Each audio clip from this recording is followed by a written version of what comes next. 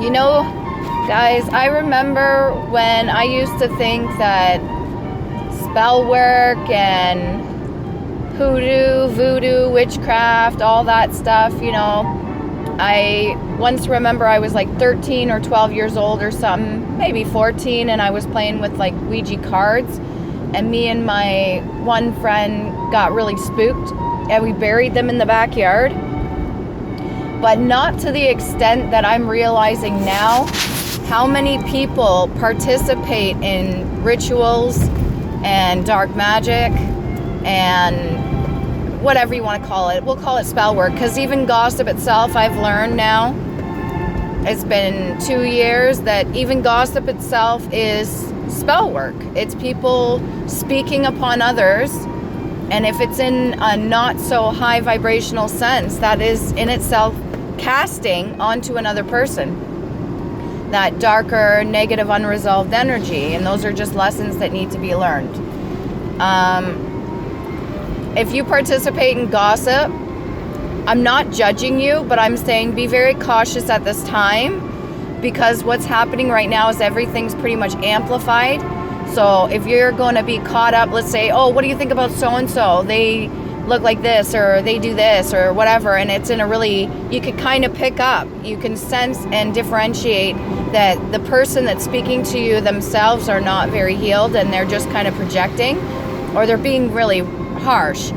Don't encourage them, and don't participate. Be like, you know what, I kind of understand where you're coming from, but maybe it's because this, and this, or you know, we don't fully understand something, so I'm not really gonna judge with you, because it's not in my nature right now to do so. I've learned that lesson, and I don't want it done to me. And until I have more information, or the person speaks themselves, I really don't want to fully judge them, unless they do something to me personally, and then I'll have something to say maybe. But yeah, I remember back when I didn't think any of this stuff was, you know, as real as it is, that plays a huge part in this reality of ours, this matrix, whatever you want to call it. And even when it comes to astrology and stuff like that, you know, it's always been chalked up in the media or even videos and movies and stuff that it's just a joke, when the richest billionaires have their own personal readers. You know, some of them delve in tarot themselves, and they do readings, or they use the tarot cards as a tool to gain whatever information they need to, other than gematria or anything like that, and the patterns or signs and synchronicities. And it really is like riding a bike once you learn it. Some people that are not healed will use it against others. Some people will use it to heal.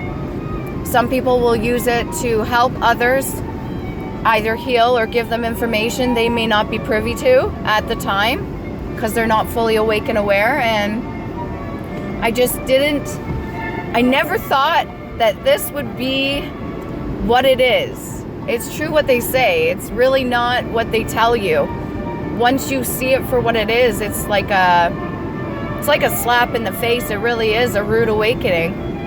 And to see the amount, once the veil's lifted, about how many people are hurting other people, and some are killing others, but there's no necessarily physical evidence until you get down to the nitty-gritty. That's why there is a spiritual justice court. There is like higher energies that are conducting whatever investigations they need to, whether it be monitoring spirits or just angels, whatever you want to call it, and they're watching this whole thing unplay like a chess game. I'm doing the best I can to keep grounded, to keep my emotions in check, and to monitor myself and make sure that my actions, words, and everything that I preach or that I say is leveling up to what is that I'm speaking, and not participating in any lower vibrational trends or the old karmic ways of doing things.